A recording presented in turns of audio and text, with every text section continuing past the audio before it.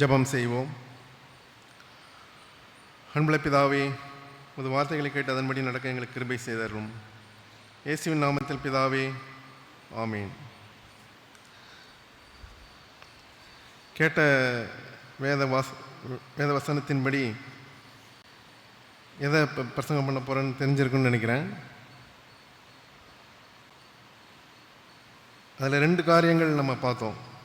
வாசிக்க கேட்ட பகுதியில் பியாட்டிடியூட்ஸ் இருந்தது, சிமிலிடியூட்ஸ் இருந்தது. பியாட்டிடியூட்ஸ் பாக்கிய வசனங்கள் உங்கள் அனைவருக்கும் தெரியும். அந்த ஃபஸ்ட்டு அந்த 11 வசனங்களில் வரும். அதில் எல்லாமே பாக்கிய வசனங்கள். அதுக்கப்புறம் சிமிலிடியூட்ஸ், அதாவது கடவுள் நீங்கள் பூமிக்கு உப்பாக இருக்கிறீர்கள், பூமிக்கு ஒளியாக, நீங்கள் உலகத்திற்கு ஒளியாக இருக்கிறீர்கள். அதை ஒப்புமைப்படுத்தி சொல்லுவார். அது சிமிலிடியூட்ஸ் சொல்லுவாங்க. இந்த சிமிலிடியூட் என்னதுன்னா, அதாவது பியாட்டிடியூட்ஸ் பாக்கிய வசனங்களை கடைபிடிக்கும் பொழுது நம்ம என்னவா மாறுறோன்றத கடவுள் சொல்கிறார். ஓகே, இந்த சூழமைவை பார்க்கும்பொழுது, இந்த சொல்கிறத சூழமை அந்த மலைப்பிரசங்கத்தினுடைய இதை பண்ணும்போது, அதுக்கு முன்னாடி 4வது அதிகாரத்தில் இயேசு கிறிஸ்து என்ன செய்கிறாரு? முதல் பிரசங்கத்தை இவ்வாறு ஆரம்பிக்கிறார்: மனம் திரும்புங்கள், பரலோக ராஜ்யம் சமீபமாக இருக்கிறது. இதற்கு பிரகான வசனங்களில் தான் இதுன்னு என்ன வருது? அந்த மலைப்பிரசங்கம் வருது. மலைப்பிரசங்கம் அந்த முடியும் 5ஆம் அதிகாரம் 19-20 வசனங்கள்லையும் பரலோக ராஜ்யம் என்ற வார்த்தையை கடவுள் பயன்படுத்துகிறார். ஆகவே இந்த பாக்கிய வசனங்களும் இந்த ஒப்புமை வசனங்களும் எதற்கு பயன்படுதுன்னா,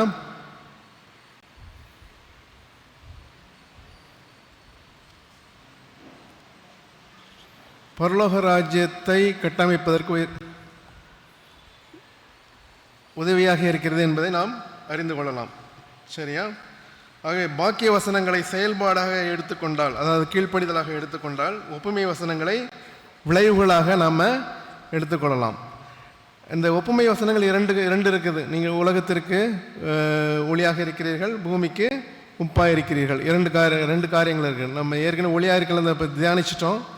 இந்த உப்பாக இருக்கிறீர்கள்ன்றது ஏற்கனவே ரொம்ப வருஷத்துக்கு முன்னாடி தியானிச்சிருக்கோம். மறுபடியும் அதை பார்க்குறதுல தவறு கிடையாது. நம்ம என்ன தியானிக்க போகிறோம்? பூமிக்கு உப்பாக இருக்கிறீங்க. மத்தேயு 5ஆம் அதிகாரம் 13ஆம் வசனத்தை யாரை படிங்க? மத்தேயு 5:13.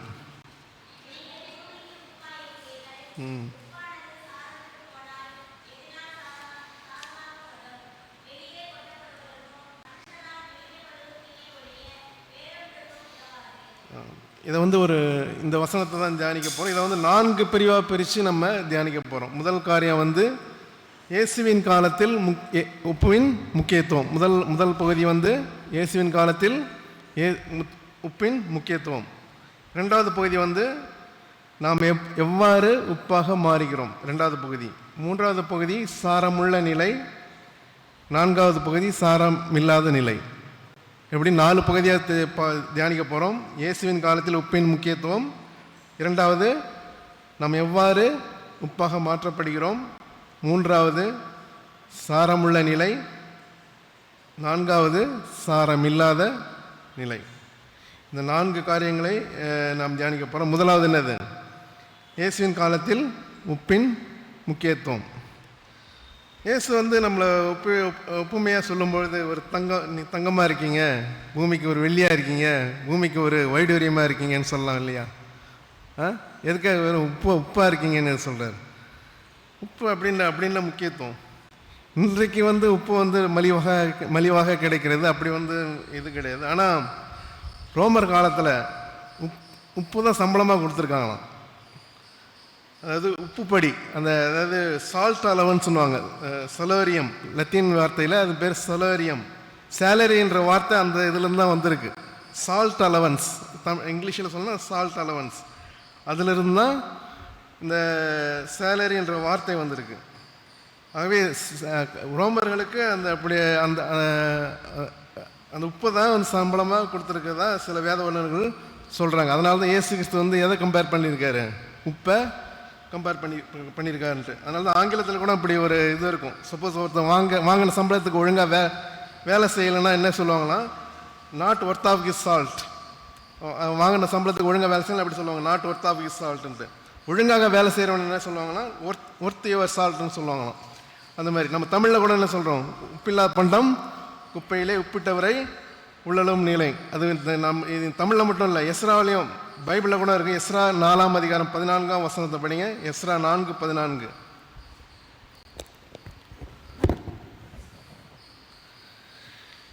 இப்பொழுதும் நாங்கள் அரண்மனை உப்பை தின்கிறபடியால் ராஜாவுக்கு குறைவு வர பார்த்திருக்கிறது எங்களுக்கு அடாத காரியம். நாங்கள் அரண்மனை உப்பை அரண்மனை உப்பை தின்ன உப்பை தின்ன போகிறாங்க. ஏன்னா அரண்மனை வந்து அவங்களை போஷிக்குது. அதை இன்டைரக்டாக சொல்கிறாங்க. அதான் உப்பிட்டவரை உள்ள நிலை. அதுக்கு ஒப்புமையான பைபிள் வசனம் எஸ்ரா வந்து சொல்கிறார் அந்த மாதிரி. அதனால் உப்பினுடைய முக்கியத்துவத்தை நம்ம பார்த்துருக்கோம் இது வரைக்கும். ஆக்சுவலாக உப்பு வந்து சாதாரணமான ஒரு பொருள் இல்லை, ஒரு முக்கியமான பொருள். அது மறுபடியும் நம்ம வருகின்ற பகுதியில் கூட இன்னும் அதனுடைய முக்கியத்துவத்தை நம்ம பார்க்கலாம். இரண்டாவது பகுதி என்னது? நாம் எவ்வாறு உப்பாக மாற்றப்படுகிறோம். உப்பை எப்படி தயாரிக்கிறாங்க? உங்களுக்கு நம்ம எல்லாருமே தெரியும். உப்பு எப்படி தயாரிக்கிறாங்க? கடலில் இருக்கும். கடல்லேருந்து ஒரு பாத்தி ஒரு வாய்க்கால் எடுத்துகிட்டு அதுலேருந்து ஒரு பாத்தி கட்டி அதுலேருந்து ஆவியாகி மேலே போகும்.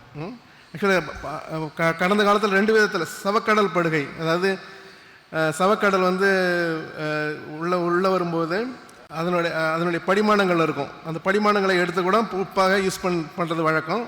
இப்போ அது கிடையாது. இப்போ வந்து பெரும்பாலான இது மரக்கான ஏரியாவெல்லாம் பார்க்கலாம். மரக்கான ஏரியாவெலாம் நீங்கள்லாம் பார்க்கலாம். அது பேக் வாட்டர்ஸ்லேருந்து அந்த உப்பை பாத்தி கட்டி எடுத்து அதிலேருந்து நம்ம உப்பு எடுக்கிறாங்க. இந்த கடலை வந்து உலகம்னு வச்சுங்க. நானே நினைக்கல, பைபிளே சொல்லுது. வெளிப்படுத்த விசேஷம் 17ஆம் அதிகாரம் 1ஆம் வசனத்தில் 7 கலசங்களுடைய அந்த 7 தூதரில் ஒருவன் வந்து என்னோட பேசி, அந்த 7 தூதரில் வந்து யோவானுக்கிட்ட பேசி என்ன சொல்லுவான்னா,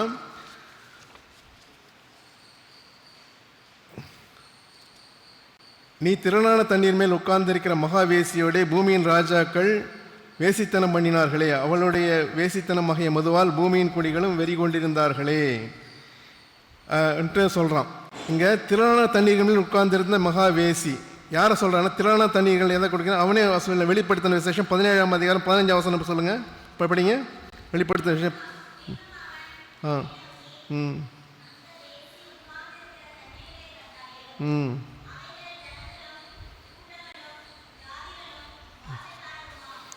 அந்த போதும்.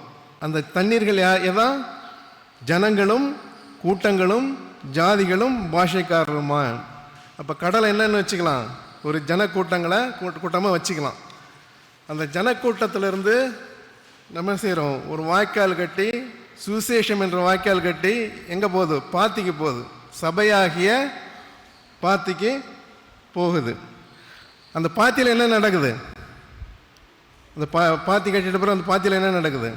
சூரிய ஒளியினால் ஆவியாகி நீர் போயிடுது, உப்பு தங்கிடுது. நம்முடைய நீதியின் சூரியன் யார்? இயேசு கிறிஸ்து. அந்த இயேசு கிறிஸ்துனால நம்ம என்ன செய்கிறோம்? மறுரூபம் அடைகிறோம், மறுபிறப்படைகிறோம். அப்போ கடல் நீர் ஆவியாகுது, நம்மளுடைய அசுத்தங்கள் ஆவியாகி மேலே போயிடுது. நம்ம வந்து மறுபடைப்படைந்து உப்பாக எங்கே தங்குறோம்? சபையில் புதிய மனுஷனாக தங்குகிறோம். இப்படி தான் நம்ம உப்பாக மாறுகிறோம். சரி, உப்பாக மாற்றப்பட்டாச்சு. அடுத்தது என்ன? அதனால்தான் இப்போ கலாத்தியர் 11ஆம் அதிகாரம் 5ஆம் வசனத்தில் பவுல் இப்படி சொல்கிறார், நான் என் தாயின் வயிற்றிலிருந்து முதல் என்னை பிரித்தெடுத்து தம்முடைய கிருபையினால் அழைத்த தேவன். நம்மளை எங்கேருந்து பிரித்தடிக்கிறாராம்? தாயின் வயிற்றிலிருந்து பிரித்தடிக்கிறார். அதில் உலகத்திலிருந்து அப்போஸ்தலர் 2:40 இன்னும் அநேக வார்த்தைகளால் சாட்சி கூறி மாறுபாடுள்ள இந்த சந்ததியை விட்டு விலகி உங்களை ரட்சித்துக் கொள்ளுங்கள். மாறுபாடு உள்ள இந்த சந்ததியிலிருந்து விலகி பிரித்தெடுக்கப்படுகின்ற ஒரு வாழ்க்கை வாழ சொல்லுகிறார். அதனால் பிரித்தெடுக்கப்படுகின்ற ஒரு அனுபவம் தான் உப்பாக மாறுகின்ற ஒரு அனுபவம். அந்த கடல்ன்றது இந்த உலகம், அந்த உலகத்திலிருந்து பிரித்தெடுக்கப்பட்டு நம்ம அந்த ப்ராசஸ்க்குள்ளாக வந்து நம்ம பிரித்தெடுக்கப்படுகிறோம். இப்போ எப்படி உப்பாக மாறியாச்சு? அடுத்தது என்னது? அடுத்த என்ன பாயிண்ட்டு? உப்பினுடைய முக்கியத்துவத்தை பற்றி பார்த்தோம். அடுத்தது நம்ம எப்போ உப்பாக மாறுறோன்னு பார்த்தோம். 3வது பாயிண்ட் என்னது? சாரமுள்ள நிலை. 3வது பாயிண்ட் சாரமுள்ள நிலை. அதுக்கப்புறம் 4வது சாரம் இல்லாத நிலை, அதுக்கப்புறம் பார்ப்போம். சாரமுள்ள நிலையில் ஒரு 5 காரியங்களை நம்ம பார்க்க போகிறோம். சாரமுள்ள நிலை ஒரு 5 காரியங்களை பார்க்க போகிறோம். இப்போ பார்த்தீங்கன்னா இப்போ சோடியம் குளோரைடுக்கு மாலிகுல் ஃபார்முலா என்னது? NaCl. வாட்டருக்கு மாலிகுல் ஃபார்முலா என்னது? H2O. அது வந்து உலக பிரகாரமான உப்புக்கு NaCl. இந்த ஆவிக்குரிய உப்புக்கு என்ன ஆவிக்குரிய ஃபார்முலா? B8. அது என்ன B8? பாக்கிய வசனங்கள் எத்தனை இருக்குது? 8 பாக்கிய வசனங்கள். சில பேர் 9ன்னுவாங்க, இப்போ நார்மலாக 8 தான் அந்த மெயினாக வரும். B8 பாக்கிய வசனங்கள்னா எப்படி B8ன்னு வச்சுக்கலாம், B8 வச்சுக்கலாம், பாக்கிய வசனங்கள் B8ன்னு வச்சுக்கலாம். அந்த 8 மூலக்கூறுகள் சேரும்பொழுது நம்ம உப்பாக, அந்த விளைவு உப்பாக மாறுகிறோம், ஒளியாக உப்பாக மாறுகிறோம். உப்பை பற்றி தான் நம்ம தியானிக்கிறோம். இந்த 5 காரியங்களை வச்சு நம்ம தியானிக்க போகிறோம். ஃபஸ்ட்டு வந்து உடன்படிக்கையில் உப்பு, சாரமுள்ள நிலையில் ஃபஸ்ட்டு உடன்படிக்கையில் உப்பு. எண்ணாகமம் 18ஆம் அதிகாரம் 19ஆம் வசனத்தை படிங்க. எண்ணாகமம் 18ஆம் அதிகாரம் 19ஆம் வசனம்.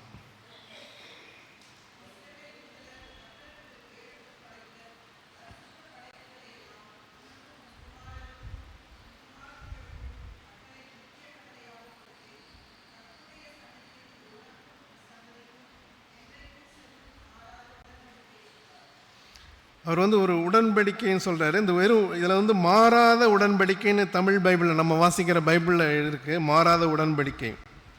அதில் ஆங்கில வேதாகமத்திலையும் கத்தோலிக்க வேதாகமத்திலையும் பார்க்கும்பொழுது மாறாத உப்பு உடன்படிக்கை என்று இருக்கும். ஆங்கில வேதாகமத்திலையும் கத்தோலிக்க வேதாகமத்தில் நான் உள்ளதை நான் படிக்கிறேன். இது உனக்கும் உன்னோடு இருக்கும் உன் வழி மரபுக்கும் ஆண்டவர் திருமுன் என்றும் உள்ள உப்பு உடன்படிக்கை ஆகும். இதுவே NIV பைபிளில் நான் படிக்கிறேன். It is an everlasting covenant of salt before you and your offspring. அந்த உப்புன்ற வார்த்தை வந்து நம்ம வாசிக்க நம்மளுடைய மொழிபெயர்ப்பு, அந்த பவர் மொழிபெயர்ப்பில் அது மிஸ் ஆகிருக்கு. அதாவது பழங்காலங்களில் என்ன கலாச்சாரம்னா, 2 நபர்கள் வந்து பேசும்பொழுது, ஒரு உடன்படிக்கை ஏற்படுத்தும்பொழுது உப்பை பரிமாறிக்கொள்வாங்களாம். அது அடையாளமாக உப்பை பரிமாறிக்கொள்வாங்களாம். அதனால தான் இங்கே கடவுள் இந்த உப்புன்ற வார்த்தை இங்கே பயன்படுத்துகிறாரு. அது அன்ஃபார்ச்சுனேட்டாக நம்ம வாசிக்கிற பைபிளில் அது வந்து இல்லை. அரபு தேசங்களில் இன்றைக்கும் அது வந்து வழக்கில் இருக்கும். ஏதாவது 2 பேர் உடன்படிக்கை பண்ணும்போது அன்பை பகிர்ந்து கொள்ளும்போது அந்த உப்பை பகிர்ந்து கொள்கின்ற ஒரு அனுபவம், அந்த உப்பு உடன்படிக்கை. ஆண்டவரை இயேசு கிறிஸ்துவ நம்மகிட்ட அந்த உப்பு உடன்படிக்கையை நம்ம செஞ்சுருக்காரு. அதுக்கு முன்னாடி வந்து இன்னொரு இதையும் பார்ப்போம். 2 நாளாகமம் 13ஆம் அதிகாரம் 5ஆம் வசனம். 2 நாளாகமம் 13ஆம் அதிகாரம் 5ஆம் வசனத்தை படிங்க.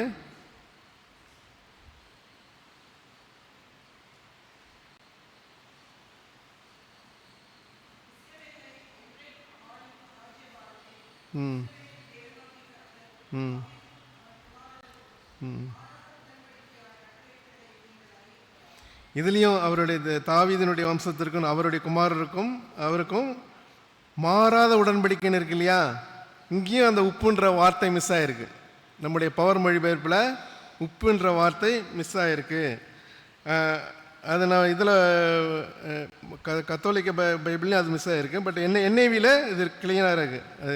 ஆங்கில பைபிளில் don't you know that the Lord God of Israel has given the kingship of Israel to David and his descendants for ever by a covenant of salt. இங்கேயும் அந்த உடன்படிக்கையில் அந்த உப்பை வந்து சொல்கிறாரு. ஆகவே இயேசு கிறிஸ்து நமக்கு வந்து அந்த உடன்படிக்கை அது நமக்கு உடன்படிக்கை உப்பால் பண்ணியிருக்காரு. 1 கொரிந்தியர் 10ஆம் அதிகாரம் 16-17 வசனங்களில் நீங்கள் படிக்கலாம். நாம் ஆசீர்வதிக்கிற ஆசீர்வாதத்தின் பார்த்தோன்னா கிறிஸ்துவனுடைய ரத்தத்தின் ஐக்கியமாக இருக்கிறது அல்லவா? நாம் பெற்கிற அப்பம் கிறிஸ்துவனுடைய சரீரத்தின் ஐக்கியமாக இருக்கிறது அல்லவா? அந்த ஒரே அப்பத்தில் நாம் எல்லாரும் பங்கு பெறுகிறபடியால் அநேகர நாம் ஒரே அப்பமும் ஒரே சரீரமாயும் இருக்கிறோம். 16ஆம் வசனம் கிறிஸ்துவோடு உள்ள தேவனோட ஐக்கியத்தை குறிக்குது. 17ஆவது வசனம் வந்து சக விசுவாசிகளோடு உள்ள ஐக்கியத்தை குறிக்குது. இது வந்து உப்பு உடன்படிக்கைக்கு ஒரு உதாரணமாக. அது வந்து நிழல், இது வந்து நிஜம். பழைய உப்பு உடன்படிக்கை வந்து நிழல், இது வந்து நிஜம்.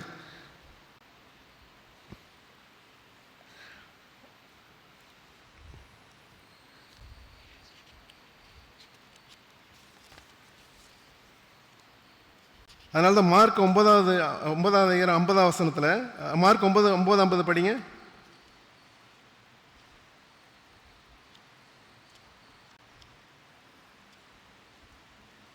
மார்க் 9:50. ம் ம் உங்களுக்குள்ளே உப்புடையவராக இருங்கள். அதனால் ஒருவரோடொருவர் சமாதானமுள்ளவராயும் இருங்கள். அதனால் சமாதானம் பண்ணுகிறவர்கள் தேவனுடைய புத்திரர் எண்ணப்படுவார்கள். இங்கே வந்து அந்த பாக்கிய வசனத்தினுடைய இது வருது இல்லையா, எஃபெக்ட் இங்கே வருது இல்லையா, அது இந்த இந்த இந்த இதில் பார்க்கலாம். அந்த பாக்கிய வசனத்தோட எஃபெக்டை இந்த உடன்படிக்கை உப்பில் நம்ம பார்க்கலாம். ஆகவே இந்த உடன்படிக்கைன்றது இரண்டு பேருக்குள்ள ஒரு ஐக்கியத்தை காமிக்கிறதா இருக்குது. அதுக்கு ஒரு அத்தாட்சியாக இருக்குது இந்த உப்பு உடன்படிக்கை. அதனால் நம்முடைய ஐக்கியத்தில் உப்பு என்ற அந்த என்ன சொல்கிறது, உப்புன்னு காணப்படலனாலும் அந்த நமக்கு அதுக்கு ஆதாரமாக இப்போ வேறு என்ன செய்கிறோம், அதுக்கு அத்தாட்சியாக அவருடைய ஐக்கியத்தை, அப்பத்தை நம்ம பங்கு பெறுறோம், அவருடைய ரத்தத்தை நம்ம பானம் பண்ணுறோம். இது வந்து நித்திய உடன்படிக்கையாக இருக்கிறது. அந்த உப்பு உடன்படிக்கைக்கு ஒரு நிஜமாக இருக்கிறது. உப்பு உடன்படிக்கை ஒரு நிழலாக இருக்கிறது, இது வந்து நிஜமாக இருக்கிறது. அதற்கு ஒப்புமையான இந்த வசனம், இந்த பாக்கிய வசனம் என்ன, சமாதானம் உள்ளவர்கள் பண்ணுகிறவர்கள் பாக்கியவான், சமாதானம் பண்ணுகிறவர்கள் தேவனுடைய புத்திரர் எண்ணப்படுவார்கள்ன்ற வசனம் வந்து அதுக்கு வந்து அத்தாட்சியாக இருக்குது. அடுத்தது வந்து பலிகளில் உப்பு. இது வரைக்கும் பார்த்தது உடன்படிக்கை உப்பு. ரெண்டாவது வந்து இது வந்து சப்செட்டு. இன்னும் நம்ம எதில் இருக்கோம், சாரமுள்ள நிலை 3வது பகுதியில் தான் இருக்கும். அதில் வந்து உபத்தலைப்புன்றாங்க இல்லையா, அந்த மாதிரி உபத்தலைப்பு. இது ஃபஸ்ட்டு வந்து உடன்படிக்கை உப்பு, அடுத்தது வந்து பலிகளில் உப்பு. லேவியராகமம் 2வது அதிகாரம் 13வது வசனத்தை படிங்க. லேவியராகமம் 2வது அதிகாரம் 13வது வசனம்.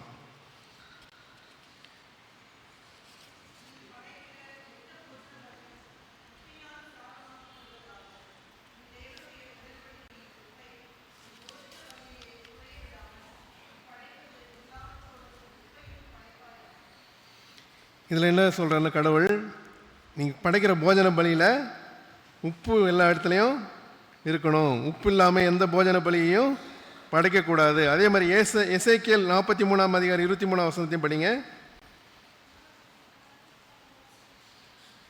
அவைகளை கர்த்தருடைய சன்னியில் பலியிடுவாயாக, ஆசாரியர்கள் அவைகளின் மேல், அதாவது அந்த போஜன பலியின் மேல் உப்பு தூவி அவைகளை கர்த்தருக்கு தகன பலியாக இடக்கிடவீர்கள். தேவனுக்கு படைக்கப்படும் அனைத்து பலிகளும் உப்பால் என்ன செய்யணும், பலியிடப்பட வேண்டும். சரி, அப்போ அது வந்து நிழலாக இருக்குது. அந்த போஜன பலிகள்லாம் நிழலாக இருக்குது. நம்ம என்ன செய்கிறோம், அது கிறிஸ்து அதுக்கு நமக்கு முன்னுதாரணமாக இருக்கிறார். எபேசியர் 5ஆம் அதிகாரம் 2ஆம் வசனத்தில் கிறிஸ்து நமக்காக தம்மை தேவனுக்கு சுகந்த வாசனையான காணிக்கையாகவும் பலியாகவும் ஒப்பு கொடுத்து நம்மி அன்பு கூர்ந்தது போல நீங்களும் அன்பிலே நடந்து கொள்ளுங்கள். கிறிஸ்து தன்னையே பலியாக்கி அன்பு என்னும் சாரம் ஏற்றியிருந்தார். நாமும் ஒருவர் அன்பு என்னும் சாரம் ஏற்ற கடமைப்பட்டுள்ளோம். இரக்கம், அதாவது இரக்கமுள்ளவர்கள் பாக்கியவான்கள், அவர்கள் இரக்கம் பெறுவார்கள். அன்பு உள்ளவர்கள், அதான் ஜீவ பலியாக நாம் கிறிஸ்து எப்படி பிதாவுக்கு கீழ்ப்படிதலுள்ளவராக இருந்து தன்னை ஜீவ பலியாக ஒப்பு கொடுத்தார், அதே போல் நம்ம என்ன செய்யணும், நம்முடைய சரீரங்களை ஜீவ பலியாக ஒப்பு கொடுக்க கடமைப்பட்டவர்களாக இருக்கிறோம். ரோமர் 12:1 படிங்க. ரோமர் 12:1.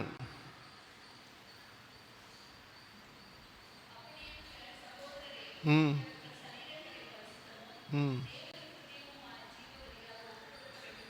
ம் ம்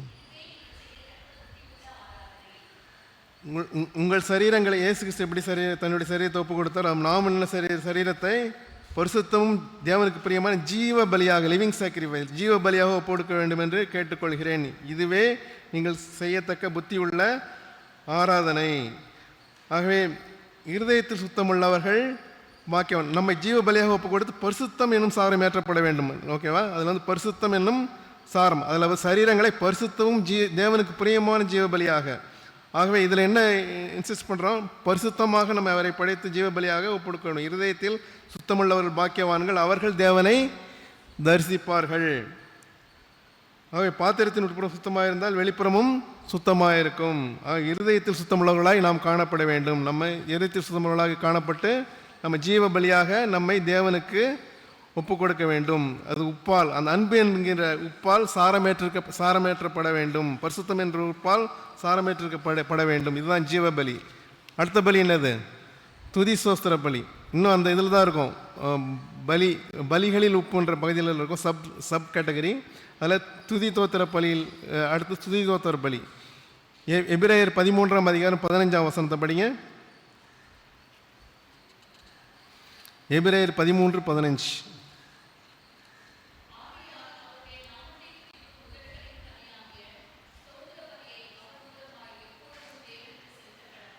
முதல்ல ஜீவ பலியை பார்த்தோம். இப்போ வந்து சோஸ்திர பலி. ஸ்தோத்திர பலி எதுக்காக செலுத்துகிறோம்? நமக்கு ஏதாவது காரியம் ஆகணுன்னாவா? ஏதாவது காரியம் ஆகணும்னா 1000 சோஸ்திர பலி செலுத்திட்டா நமக்கு வந்து காரியம் முடிஞ்சிடும். அப்படியா?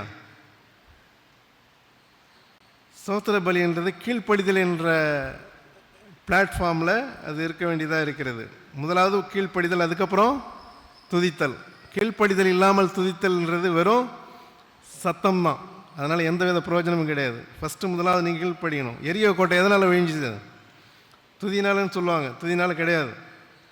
ஃபஸ்ட்டு அவங்க கீழ்ப்படிஞ்சாங்க. துதினால் விழுந்தது கரெக்டு தான். பட்டு ஃபஸ்ட்டு என்ன செஞ்சாங்க? கீழ்ப்படிந்தார்கள். கீழ்ப்படிஞ்சு அவங்க என்ன செஞ்சாங்க? துதித்தார்கள். அவங்க சத்தமிட்டார்கள் வரும், ஓகே, துதித்தார்களும் வச்சுக்கோம். அதனால் கீழ்ப்படிதல் என்ற பிளாட்ஃபார்மில் இருந்து அவங்க என்ன செய்யணும்? துதிக்கணும். நம்ம துதிக்கலாம், துதிக்கிறது முக்கியம்தான். ஆனால் அதுக்கு முன்னாடி என்ன வேணும்? நம்முடைய வாழ்க்கையில் கீழ்ப்படிதல் வேணும். இதுக்கு உதாரணம், இன்னொரு உதாரணம் சொல்லலாம். 1 சாமுவேல் 4ஆம் அதிகாரம் 5ஆம் வசனத்தை படிங்க. 1 சாமுவேல் 4ஆம் அதிகாரம் 5ஆம் வசனம்.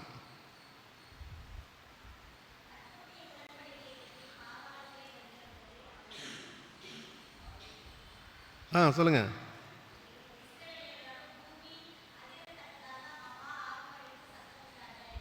கர்த்தருடைய உடன்படிக்கை பெட்டி வருது. பாளையத்தில் வருகிற போது இஸ்ரவேலர்கள் என்ன செஞ்சாங்க? பெரிய ஆர்ப்பரிப்பாக சத்தமிட்டார்கள். ஆனால் அதுக்கப்புறம் யுத்தம் நடக்குது. அதில் வந்து கர்த்தர் என்ன செஞ்சார்? 1 சாமுவேல் 4, அதே 4ஆம் அதிகாரம் 10ஆம் வசனத்தை படிங்க. அதே இதில்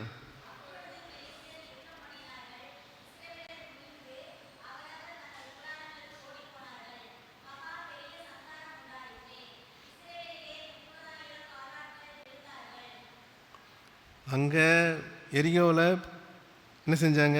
அங்கே துதித்தார்கள், விழுந்துச்சு. இங்கேயும் தான் மகா சத்தமாய் ஆர்ப்பரித்தார்கள். இங்கே 30,000 பேர் இறந்துட்டாங்க. ஏன்? எதுக்காக? அங்கே கீழ்ப்படிதல் இருந்தது, இங்கே கீழ்ப்படிதல் இல்லை. ஏன்? ஏலியன் குடும்பத்தின் நிமித்தம் அந்த இதை கட்டளையிட்டார். 1 சாமுவேல் 3ஆம் அதிகாரம் 14ஆம் வசனம் படிங்க.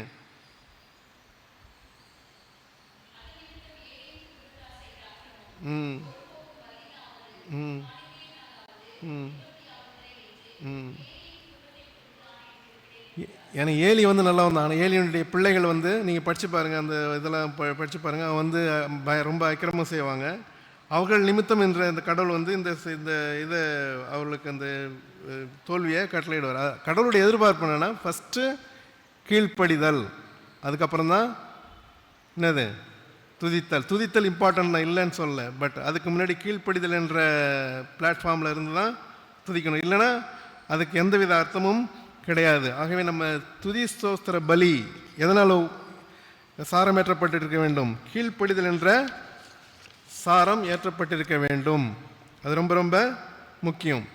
இயேசு கிறிஸ்து என்ன செஞ்சார்? தன்னுடைய கீழ்ப்படிதலினாலே என்ன செஞ்சார்? தேவனுடைய நீதியை நிறைவேற்றினார். தன்னுடைய கீழ்ப்படிதலினாலே தேவனுடைய நீதியை நிறைவேற்றினார்.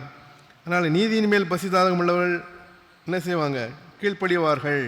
நீதி மேல் பசிதாகம் உள்ளவர்கள் பாக்கியவான்கள், அவர்கள் திருப்தி அடைவார்கள். அது இதுக்கு ஒப்புமையாக இருக்கா அந்த பாக்கிய வசனத்துக்கு? ஓகே. 3வது பலி தான தர்ம பலி. இன்னும் நம்ம 3வது காலத்தில் சாரமுள்ள நிலையில் தான் இருக்கோம். அதில் வந்து சப்செட் பார்த்துட்ருக்கோம்.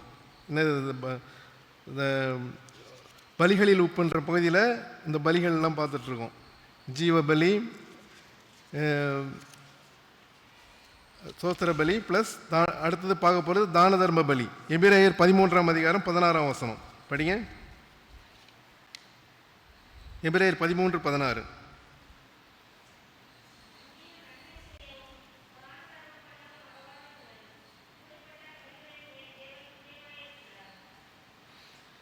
அன்றியும் நன்மை செய்யவும் தான தர்மம் பண்ணவும் மறவாதீர்கள், இப்படிப்பட்ட பலிகளின் மேல் தேவன் பிரியமாக இருக்கிறார். தான தர்மமும் ஒரு பலி தான், சரியா? ஆனால் இந்த பலியும் சாரமேற்றப்பட்டிருக்க வேண்டும். எப்படி? மத்தேயு 6ஆம் அதிகாரம் 3-4 வசனங்கள் படிங்க. மத்தேயு 6:3-4 வசனங்கள். நீயோ தர்மம் செய்யும் போது உன் தர்மம் அந்தரங்கமாக இருப்பதற்கு உன் வலது கை செய்கிறதை உன் இடது கை அறியாதிருக்க கடவுது. அப்பொழுது அந்தரங்கத்தில் பார்க்கிற உன் பிதாதாமே உனக்கு வெளியரங்கமாய் பதிலளிப்பார். மத்தேயு 6ஆம் அதிகாரம் 1ஆம் வசனம். மனுஷர் காண வேண்டும் என்று அவர்களுக்கு முன்பாக உங்கள் தர்மத்தை செய்யாதபடிக்கு எச்சரிக்கையாக இருங்கள். செய்தால் பரலோகத்தில் இருக்கிற உங்கள் பிதாவினிடத்தில் உங்களுக்கு பலன் இல்லை. நம்ம சில காரியங்கள் செய்யும்போது 4 பேர் பார்ப்பாங்க தான். ஆனால் நம்முடைய எண்ணம் எப்படி இருக்குது? 4 பேர் பார்க்கணும், நம்மளை அப்ரிஷியேட் பண்ணணுன்ற எண்ணம் இருந்ததுன்னா நம்ம செய்கிற தான தர்மத்தில் எந்தவித பயனும் இல்லை. எப்படி கீழ்ப்படியாமல் நாம் துதித்தால் எந்தவித பலனும் இல்லையோ, நம்ம தான தர்மம் பண்ணும்பொழுது, காணிக்கை கொடுக்கும்பொழுது 4 பேர் பாராட்டணும் என்ற எண்ணம் நம்முடைய எண்ணத்தில் இருந்தால், மறுபடியும் சொல்கிறேன், நம்ம காணிக்கை கொடுக்கும்பொழுதோ இல்லை தான தர்மம் பண்ணும்பொழுதோ 4 பேர் நம்ம பாராட்ட வேண்டும் என்ற எண்ணம் நம்மிடத்தில் இருந்தால், அந்த காணிக்கையினால் நமக்கு எந்தவித பலனும் இல்லை. எதனால? ஏன் அப்படி? தேவனுக்கு செலுத்த வேண்டிய மகிமையை நாம் திருடுகிறோம். தேவனுடைய மகிமையை நாம் திருடிக்கொள்கிறோம். நம்முடைய இதயம் சுத்தமாக இல்லை. இதயத்தில் சுத்தமுள்ளவர்கள் பாக்கியவான்கள், அவர்கள் தேவனை தரிசிப்பார்கள். அதனால் இப்படிப்பட்ட சாரம் ஏற்றப்பட்டிருக்க வேண்டும். தேவனுக்கு மகிமை கொடுக்கிற சாரம் நம்மில் ஏற்றப்பட்டிருக்க வேண்டும். அந்த பேக்ரவுண்டில் தான் நம்ம என்ன செய்யணும்? காணிக்கையோ இல்லைன்னா தான தர்மமோ நாம் பண்ண வேண்டும். கடவுள் கிளியராக சொல்கிறார், நீங்கள் பூமியிலே அடைந்து தீர்ந்தாயிற்று. மனுஷர் காண வேண்டும் என்று என்ன செஞ்சீங்கன்னா அது பூமியில் அடைந்து தீர்ந்தாயிற்று. இங்கே நீங்கள் உங்கள் என்கிட்ட கிடையாது. ஆகவே எந்த காணிக்கையோ செய்யும்போது நம்ம தேவனுக்கு மகிமை செய்ய வேண்டும் என்ற எண்ணத்தோடு, நமக்கு 4 பேர் பாராட்ட வேண்டும் என்ற எண்ணம் நிச்சயமாக இருக்கக்கூடாது. தேவனுக்கு மகிமை சேர்க்க வேண்டும் என்ற எண்ணத்தோடு அதை செய்யுள்ளாக காணப்பட வேண்டும். பலிகளில் உப்பை நம்ம பார்த்துருக்கோம். என்னென்ன பலிகள் எல்லாம் 3 விதமாக: ஜீவ பலி, தான தர்ம பலி, ஸ்தோத்திர பலி, இதெல்லாம் பார்த்துருக்கோம். அடுத்தது உபத்திரவத்தில் உப்பு. இன்னும் நம்ம 3ஆவது ஸ்டேஜில் தான் இருக்கோம், சாரமுள்ள நிலையில் தான் இருக்கும் இல்லையா? அடுத்தது உடன்படிக்கையில் உப்பு பார்த்தோம், பலிகளில் உப்பு பார்த்தோம். அடுத்தது உபத்திரவத்தில் உப்பு. மார்க் 9ஆம் அதிகாரம் 49வது வசனம் படிங்க. மார்க் 9:49.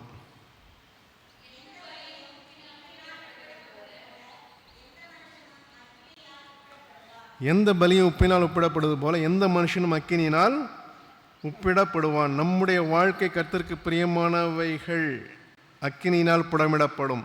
நம்முடைய வாழ்க்கை, அதாவது நம்முடைய வாழ்க்கையில் காணப்படும் கர்த்தருக்கு பிரியமானவைகள் அக்கினியினால் புடமிடப்படும். பிரியமில்லாதவர்கள் அக்கினியினால் சுட்டெரிக்கப்படும் இல்லையா? அக்கினியினால் சுட்டெரிக்கப்படும்.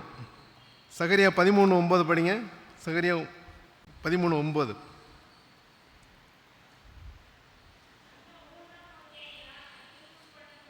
ம்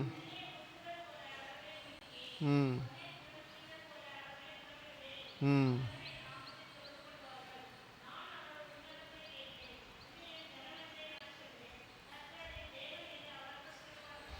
அந்த 3ஆம் வகை நான் அக்கினிக்கு உட்பட பண்ணி வெள்ளியை உருக்கிறது போல அவர்களை உருக்கி பொன்னை புடமிடுவது போல அவர்களை புடமிடுவேன். அது எதுக்காக பண்ணுறாங்க? பொன்னை புடமிடுறது அதனுடைய அசுத்தங்கள்லாம் வெளியேறணும். அதுக்காக 1 பேதுரு 4ஆம் அதிகாரம் 12-13 பேதுரு இப்படி சொல்கிறாரு: பிரியமானவர்களை, உங்களை சோதிக்கும்படி உங்கள் நடுவில் பற்றியிருக்கிற அக்கினியை குறித்து ஏதோ புதுமை என்று திகையாமல் கிறிஸ்துவின் மகிமை வெளிப்படும் போது நீங்கள் களிகூர்ந்து மகிழும்படியாக அவருடைய பாடுகளுக்கு பங்காளிகளானதால் சந்தோஷப்படுங்கள். ஆகவே அவருடைய பாடுகளுக்கு பங்காளியாகவும் நம்ம மாறுகிறோம் அந்த பலிகளினால. சரியா?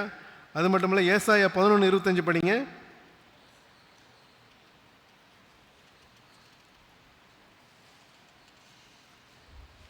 ஏசாயா 11:25.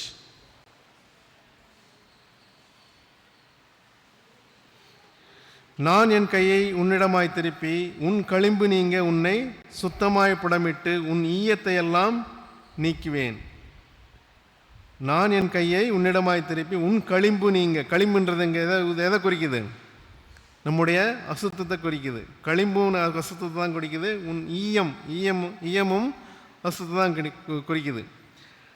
அதனால் அவர் சுத்தமாய் புடமிட்டு அதை எல்லாத்தையும் என்ன செய்கிறார்? அந்த களிம்பு ஈயத்தெல்லாம் நம்மிடத்திலிருந்து அந்த இம்ப்யூரிட்டிஸ்லாம் அவர் சுத்திகரிக்கிறார். மல்கியா 3:3 அப்படி தான் சொல்கிறார். அவர் உட்கார்ந்து வெள்ளியை புடமிட்டு சுத்திகரித்து கொண்டிருப்பார். அவர் லேவியின் புத்திரரை சுத்திகரித்து அவர் கர்த்தருடையவர்களாக இருக்கும்படிக்கு நீதியாய் காணிக்கை செலுத்தும்படிக்கு அவர்களை பொன்னை போலவும் வெள்ளியை போலவும் புடமிடுவார். அவருக்கு உகந்த பிள்ளைகளாக மாறும்படி நம்ம என்ன செய்கிறாரு? அதனால் இந்தப்படி பாடுகள் வரும்போது என்ன செய்யணும்? அந்த விசுவாசத்தை காத்துக்கொள்ளுகளாக காணப்பட வேண்டும். அந்த விசுவாசத்தை காத்துக்கொள்வதே சாரமேற்றப்பட்ட ஒரு நிலை. இந்த பாடுகளெல்லாம் நம்முடைய விசுவாசத்தை காத்துக்கொள்வது தான் சாரமேற்றப்பட்ட ஒரு நிலை. 2 கொரிந்தியர் 1:5 இப்படி சொல்லுது, எப்படி எனில் கிறிஸ்துவனுடைய பாடுகள் எங்களில் பெருகிறது போல கிறிஸ்துவினாலே எங்களுக்கு ஆறுதலும் பெருகிறது. துயரப்படுகிறவர்கள் பாக்கியவான்கள், பொருளாதார ராஜ்யம் அவர்களுடையது. நீதி நிமித்தம் துன்பப்படுகிறவர்கள் பாக்கியவான்கள், பரலோக ராஜ்யம் அவர்களுடையது. ஆகவே இதில் உபத்திரவத்தில் உப்பு. சரியா? அடுத்தது ஜபத்தில் உப்பு. யாத்திராகம் 30:35. யாத்திராகம் 30:35 படிங்க.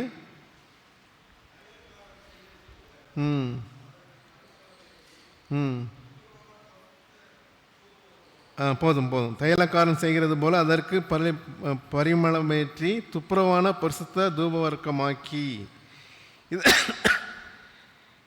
இதில் உப்புன்ற வார்த்தை வரல நம்ம வாசிக்கிற பைபிளில். ஆனால் கத்தோலிக்க பைபிளில் உப்பு சேர்க்கப்பட்ட துப்புரவான புனித நறுமண கட்டியை திறமை வாய்ந்த பரிமள தயாரிப்பாளன் செய்வது போல நீ தயாரிக்க வேண்டும். உப்பு சேர்க்கப்பட்ட துப்புரவான புனித நறுமணக்கட்டி, அதாவது தூபவர்க்கம். நம்ம பவர் மொழி பைபிளில் தூபவர்க்கம் இருக்கும், கத்தோலிக்க பைபிளில் புனித நறுமணக்கட்டி. அது உப்பு சேர்க்கப்பட்டதாக இருக்க வேண்டும். அது ரொம்ப முக்கியம். என்னது? உப்பு சேர்க்கப்பட்டதாக இருக்க வேண்டும். NIV பைபிளில் எப்படி இருக்குது? And make a fragrance blend of incense the word of the work of perfumer it is to be salted and pure and sacred. எதனாலன்னு தெரில. நம்ம பவர் மொழி பைபிள் அந்த உப்புன்ற வார்த்தை நிறைய இடத்துல எடுத்துட்டாங்க. அது என்னன்னு தெரில. ஆனால் மற்ற எல்லா இங்கிலீஷ் மொழி பெயர்ப்புலையும் இருக்குது, கத்தோலிக்க மொழி பெயர்ப்புலையும் அது இருக்குது. ஆகவே ஜபம், அந்த தூபவர்க்கன்றது எதை குறிக்குது? ஜபம். ஆசாரியன் தான் அது அதில் பயன்படுத்துவோம். ஆசாரியனுடைய பிரதான வேலை பலி செலுத்தி ஜனங்களுக்காக தேவனிடம் மன்றாடுவது. ஆகவே நம்மளும் என்ன செய்யணும்? தேவனிடத்தில் மன்றாட வேண்டும். தேவனிடத்தில் போகும்போது நம்முடைய மனசை அதாவது நம்மை முழுவதுமாக தாழ்த்தி, அதாவது கம்ப்ளீட் டிபெண்டன்ஸ் ஆஃப் காட், அந்த இது வேணும். அதனால ஆவியில் எளிமை உள்ளவர்கள் பாக்கியவான்கள். ஆவியில் எளிமை நமக்கு வேணும். கடவுளை அணுகும்பொழுது, ஜபத்தில் தேவனை அணுகும்பொழுது ஆவியில் எளிமை. ஆவியில் எளிமைன்றது என்னது? நான் ஒன்றுமில்லை, நீரே தான் எல்லாமே, நீர் இல்லாமல் என்னால் ஒன்றும் செய்யக்கூடாது என்ற மனநிலையிலே தேவனை நாம் அணுக வேண்டும். அப்படிப்பட்ட உப்பு காணப்பட வேண்டும்.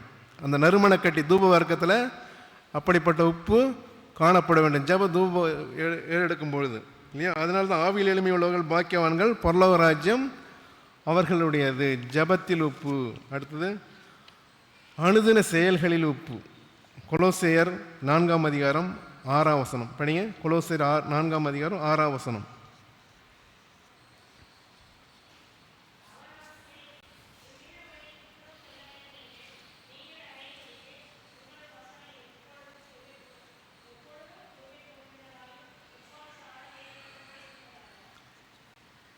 உங்கள் வசனம் எப்பொழுதும் கிருபை பொருந்தினதாயும் உப்பால் சாரமேறினதுமாயும் இருப்பதாக. நம்முடைய வார்த்தைகள் என்ன செய்யணும்? மற்றவர்களுக்கு பிரயோஜனமாக இருக்கணும். உப்பு சப்பு இல்லாத மாதிரி இருக்கணும். உப்பால் சாரமேறினதுமாய் இருப்பதாக. அவங்களுக்கு பெனிஃபிட்டாக நம்ம பேசுகிறது மற்றவங்களுக்கு பிரயோஜனமாக இருக்க வேண்டும். அவளை உற்சாகப்படுத்துகிற விதமாக இருக்க வேண்டும். அவளை சரி பண்ணுற விதமாக இருக்க வேண்டும். அவளை டிமாரலைஸ் பண்ணுற மாதிரியோ அவங்களை ஹர்ட் பண்ணுற மாதிரியோ இருக்கக்கூடாது. சில சமயத்தில் சில காரியங்கள் சொல்லும்போது ஹர்ட் பண்ண வேண்டியிருக்கும். பட்டு நம்மளுடைய நோக்கம் வந்து அவர்களை உயர்த்துவதாக இருக்க வேண்டும். யாக்கோபு 3:6 நாவும் நெருப்பு தான், அது அநீதி நிறைந்த உலகம். நம்முடைய அவயவங்களில் நாவானது முழு சரீரத்தையும் கரைப்படுத்தி ஆயுள் சக்கரத்தை கொளுத்தி விடுகிறதாயும் நரக அக்கினியில் கொளுத்தப்படுகிறதாயும் இருக்கிறது. அப்படிப்பட்ட நாவு வந்து நம்ம பாசிட்டிவாக யூஸ் பண்ணிக்கலாம், நெகட்டிவாகவும் யூஸ் பண்ணிக்கலாம். அதனால் நீதிமொழிகளில் சாலமன் ராஜா எப்படி சொல்கிறார் 15:2, ஞானிகளின் நாவு அறிவை உபயோகப்படுத்தும், ஞானிகளின் நாவு அறிவை உபயோகப்படுத்தும், மூடரின் வாயோ புத்தீனத்தை கக்கும். நீதிமொழி 14:4 அப்படி சொல்கிறாரு, துஷ்டன் அக்கிரம உதடுகள் சொல்வதை உற்று கேட்கிறான், பொய்யன் கேடுள்ள நாவுக்கு செவி கொடுக்கிறான். ஆகவே நல்ல வார்த்தை பேசுவது மட்டுமல்ல, தீய வார்த்தை பேசுவர்களுக்கு, அதாவது கேடுள்ள நாவுள்ளவர்களுக்கு செவி கொடுக்கவும் நாம் கூடாது. ஆகவே நம்முடைய வார்த்தையானது உப்பால் சாரமேறினதாக இருக்க வேண்டும். ஆக்சுவலி இந்த உப்பினுடைய செயல்பாடு வந்து இது மட்டும் இல்லை, நார்மலாக உப்பினுடைய ஜென்ரல் செயல்பாடுன்னு உங்களுக்கு இப்போ பார்த்தீங்கன்னா அது ஒரு ப்ரிசர்வேட்டிவ் இல்லையா? உப்புன்றது என்னது? இப்போ 20 வருஷத்துக்கு முன்னாடி 30 வருஷத்துக்கு முன்னாடி ஃப்ரிட்ஜெலாம் கிடையாது. இப்போ உள்ள ஜென்ரேஷனுக்கு தெரியாது, எனக்குலாம் தெரியும். தேங்காய்லாம் எப்படி கெடாத இருக்குது என்ன பண்ணுவாங்க? உப்புள்ள வைப்பாங்க, நான் பார்த்துருக்கேன். பட் இப்போ உள்ள ஜென்ரேஷன் சுத்தமாக தெரியாது. அப்போ உப்புல தான் வச்சுருப்பாங்க, இப்போ ரெஃப்ரிஜரேட்டர் இருக்காது. அதனால் நல்ல ஒரு ப்ரிசர்வேட்டிவ். இப்போ ஊர்காலம் கெடாத இருக்குன்னா எதனால் கெடாத இருக்குது? உப்பு இருக்குது. அதனால் அது ஒரு ப்ரிசர்வேட்டிவாக நம்ம குடும்பத்தை, நம்ம சமுதாயத்தை கெடாமல் பாதுகாக்கிற ப்ரிசர்வேட்டிவாக நம்ம யார் இருக்கோம்? நம்ம தான் இருக்கணும் இல்லையா? அது ஒரு சுவையூட்டியாக இருக்குது. அது ஒரு ப்ரிசர்வேட்டிவ் மட்டும் இல்லை, அது சுவை கொடுக்குறதா இருக்குது. நம்ம இருக்கும்போது குடும்பத்தில் ஒரு சுவை இருக்கணும், ஒரு எங்கள் சபையில் இருக்கும்போது சபைக்கு ஒரு சுவையாக இருக்கணும், சமுதாயத்தில் இருக்கும் சமுதாயத்துக்கு ஒரு சுவையாக இருக்கணும். அதில் உப்புன்றது ஒரு கிருமி நாசினியாகவும் இருக்குது. எப்படி இருக்குது? டிஸ்இன்ஃபெக்டன்ட். அந்த பழைய காலத்தில் பார்த்தீங்கன்னா அந்த உப்பு வாட்டரை வச்சு தான் என்ன செய்வாங்க? க்ளீன் பண்ணுவாங்க, காயத்தெல்லாம் க்ளீன் பண்ணுவாங்க, டிஸ்இன்ஃபெக்டண்ட்டாக இருக்கும். அதே போல் நம்முடைய காயங்களை, நம்முடைய பாவங்களெல்லாம் எதை வச்சு? அந்த உப்பு அந்த இதை வச்சு நம்ம க்ளீன் பண்ணணும். அந்த கடவுளுடைய வார்த்தையை வச்சு நம்ம என்ன செய்யணும்? சாரமேற்றின நம்முடைய வார்த்தையை வச்சு அதை க்ளீன் பண்ணுற காரணமாக இருக்கணும். அடுத்தது ஃபெர்டிலைசராக இருக்குது உப்புன்றது. இப்போ உரம் போடுறாங்கல்ல, அதெல்லாம் என்னது? உப்பு தான். அது உப்புனுடைய டிஃப்ரெண்ட் ஃபார்ம், அது உப்பாக இருக்குது. சப்போஸ் நம்ம ஐசியூவில் இது பண்ணுறாங்க, சப்போஸ் நம்ம உடம்பு சைடில் ட்ரிப்ஸ் ஏற்றுறாங்க, ட்ரிப்ஸில் என்ன இருக்குது? கீர்த்தனா சொல்லுங்கள், ட்ரிப்ஸில் என்ன இருக்குது? சலைன் வாட்டர் வந்து உப்பு வாட்டர் தான், அது உப்பு தண்ணி. டிஸ்டில்டு வாட்டரில் ஒரு 9% வந்து அதில் வந்து உப்பு. அடுத்த கூகுளில் நான் பார்த்து தான் சொல்கிறேன், 9% வாட்டரை வந்து உள்ளே வச்சு அதை தான் ட்ரிப் ஏற்றுறாங்க. அது வந்து நமக்கு வந்து என்ன கெடுக்குது? அந்த டைமில் ஒரு உயிரை கொடுக்குது உப்பு வாட்டர். அதே போல் நம்மளும் சமுதாயத்துக்கு இப்படிப்பட்டவர்களாக அந்த குற்றிலும் அந்த ரொம்ப கடைநிலையில் உள்ளவர்களுக்கு நமக்கு வந்து என்ன செய்யணும்? உயிர் கொடுக்கிறவர்களாக நம்ம காணப்படணும். அணிதின செயல்களில் உப்பு. ஆகவே இப்போ என்ன எதை பார்த்துட்டு இருந்தோம்? சாரமுள்ள நிலை தான் இது வரைக்கும் பார்த்துருக்கோம் இல்லையா? சாரமுள்ள நிலை. சாரமுள்ள நிலையில்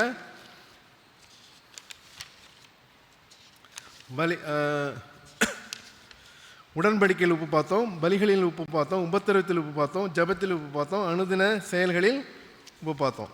இது வந்து சாரமுள்ள நிலை. அடுத்தது வந்து சாரமில்லாத நிலை, தள்ளப்பட்ட ஒரு நிலை. நல்லா நல்லா தான் இருந்திருக்கும். திடீர்னு ஒரு காலகட்டத்தில் நம்ம பின்மாற்றம் அடைஞ்சிடறோம். அதனால் ஒரு சாரமற்ற நிலைக்கு ஒரு தள்ளப்படுதல். ரோமர் 12:2 ரோமர் 12:2 படிங்க.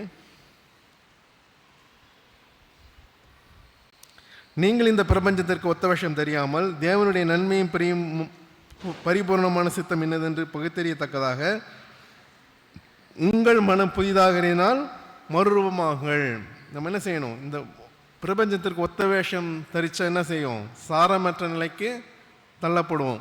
அனுதினம் நம்முடைய என்ன செய்யணும்? மனசை தேவனுக்கு பிரியமான விதத்தில் மனம் புதிதாகிறதுனாலே மறுரூபமாக வேண்டிய கட்டாயத்தில் நம்ம இருக்கிறோம். இதை செய்யலைன்னா என்ன ஆகும்? ஒரு பின்மாற்றத்துக்குள்ளான ஒரு நிலைமை நம்ம சபையே போயிடும். இதனால தான் யூகே யூரோப்லாம் ரொம்ப ஹைட் இருக்கிறது. அதனால தான் இப்போ சபைகள்லாம் சூதாட்ட கிளப்புகளாகவும் வசதிகளாகவும் மதுபான பார்களாகவும் எதனால் ஆகுது? சாரமத்தை இழந்து விட்டார்கள். சபையானது தன்னுடைய சாரத்தை இழந்து விட்டது. சாரமுள்ள நிலையில் ஒரு காலத்தில் மிஷனரிகளை இங்கே அனுப்பிச்சிட்டு இருந்தாங்க. ஒரு சாரமுள்ள நிலையில் பவர்ஃபுல்லாக இருந்தாங்க, யூகே யூஎஸ் எல்லாம். ஆனால் இன்றைக்கி நம்ம இங்கேருந்து அனுப்ப வேண்டிய நிலைமையில் இருக்கோம். எல்லாமே எல்லா சர்ச்சும் எல்லாமே மதுபான கடைகளாக மாறிக்கொண்டிருக்கிறது. என்னால் சாரம் இல்லாத நிலை, தள்ளப்பட்ட நிலை, ஆதியில் இருந்த அன்பை விட்ட நிலை. வெளிப்படுத்தின விசேஷம் 2ஆம் அதிகாரம் 4-5 வசனங்கள் படிங்க. வெளிப்படுத்தின விசேஷம் 4ஆம் அதிகாரம் 5ஆம் வசனம்.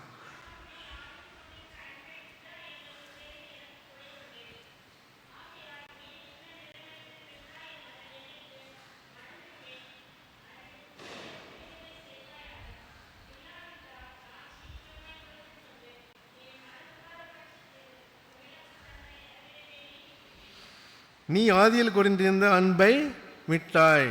இப்போ நம்மளும் எந்த விதத்தில் இப்போ இந்தியாவிலையும் அந்த மாதிரி தான் நடந்துகிட்ருக்கு.